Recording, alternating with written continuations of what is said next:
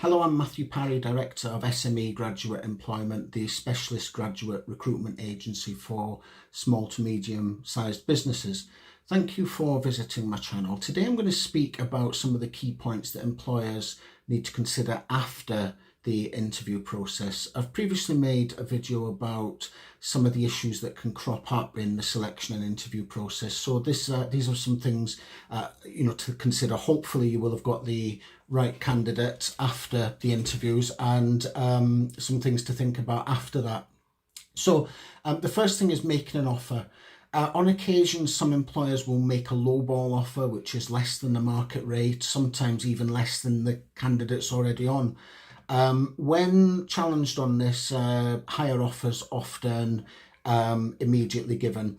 It's not necessary. It can cause a sour taste, and in general the best thing to consider is what the market rate is, what others are on internally, and what the applicant's on, and what could be considered a fair offer.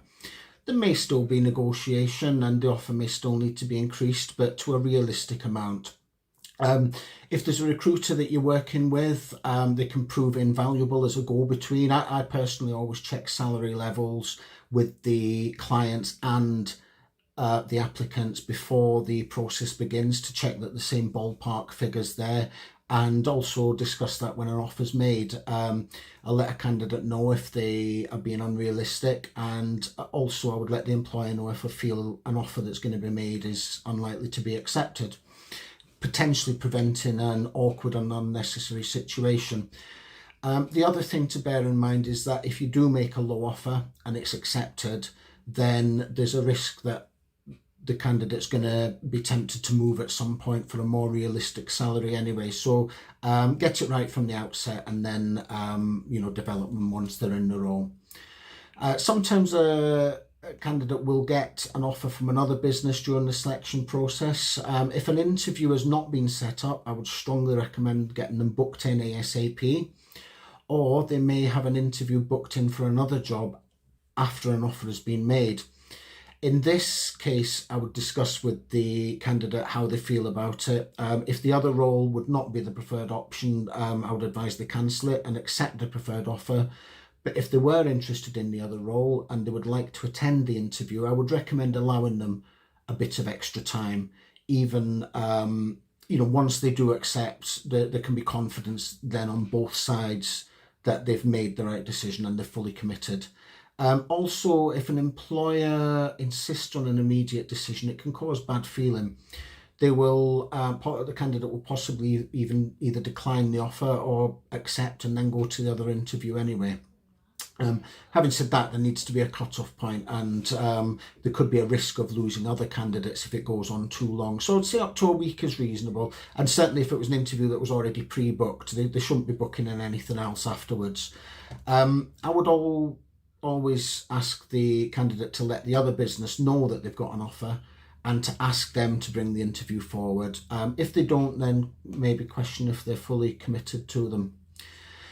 Feedback following interviews. It's important to give the successful applicant feedback so they know where they've done well, or if there's anything that could be improved. For the unsuccessful ones, it can be difficult. In many cases, a candidate may have performed very well at interview. Someone may just have picked them. It happens, and it's not always straightforward to quantify this, particularly when you've got a strong shortlist of candidates who are all of an excellent standard.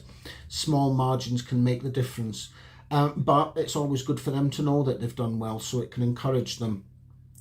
For the unsuccessful ones, feedback can be hugely valuable to them. It can make the difference between them getting their next job or not, maybe even with the same employer if they use the feedback positively. For example, a technical test where they weren't as strong in a particular area, which is something they can then work on.